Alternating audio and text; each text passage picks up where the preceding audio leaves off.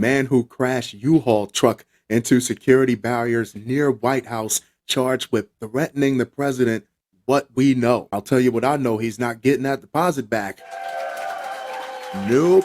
And that's $40 per additional day just starting his snowball of failures, and I can't wait to push it downhill. The U.S. Secret Service said that a 19-year-old man who rammed a U-Haul truck into the security gate outside the White House on Monday night has been charged with threatening the president. I don't care how anyone feels about any president, past, present, or future. This is way out of line. This is not how things are done. We don't throw tantrums just because our guy is not in the driver's seat this time. So my question is, who gave him his opinion? Who gave him his concept of how he should feel about our president of the United States? That man is 4 times your age.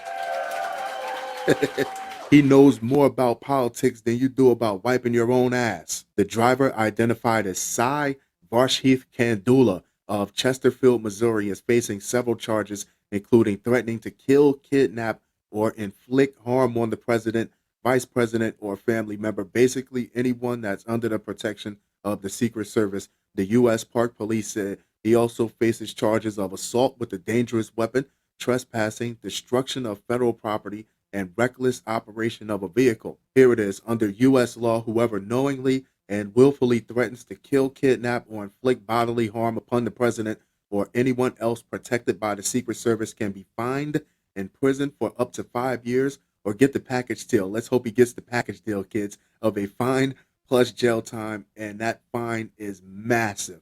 The incident began just before 10 p.m. This is what you're doing at 10 o'clock on a Monday night. No girlfriend, no job, no nothing, just angry when the truck crashed into security barriers on the north side of Lafayette Square in Washington, D.C., about a block from the White House. U.S. Park Police officers detained the driver and took him into custody. There were no injuries to Secret Service or White House personnel. Anthony Guglielmi, Chief of Communications for the Secret Service, said in a statement. You notice how it ran no injuries to Secret Service, no injuries to White House personnel, but it didn't say no injuries to him.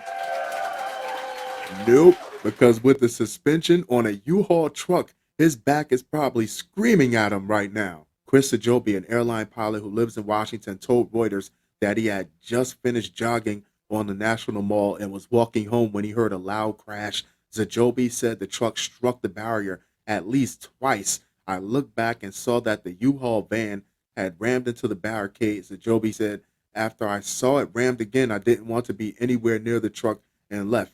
This is clearly someone who didn't think this all the way through. Or whoever was doing the thinking for him knew he wasn't going to make it that far. Swastika flag recovered at the scene. Oh, the dark side of the force. I wonder if they'll get upset for me calling it dark. Footage of the aftermath posted to social media showed a park police officer packing up several pieces of evidence from the truck, including a flag with what appears to be a swastika on it, a black backpack, and a silver roll of duct tape. It also shows investigators using a remote control robot to pry open the truck's rear door. Doesn't someone with a name like Sai Varshith Kandula sound a little off-brand for the Nazis?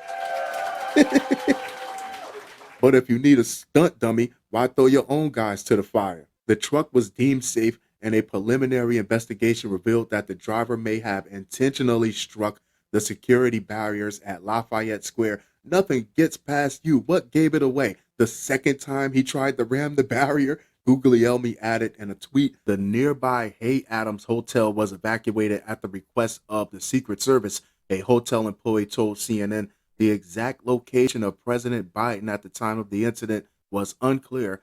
Biden met with House Speaker Kevin McCarthy in the Oval Office hours earlier. In the grand scheme of things, what was really accomplished here? Absolutely nothing. This kid is going to get jail time. He's going to get a ton of fines, and he's going to be on a watch list indefinitely. And the Nazis are always going to be the Nazis. It's nothing but a blip in the news cycle.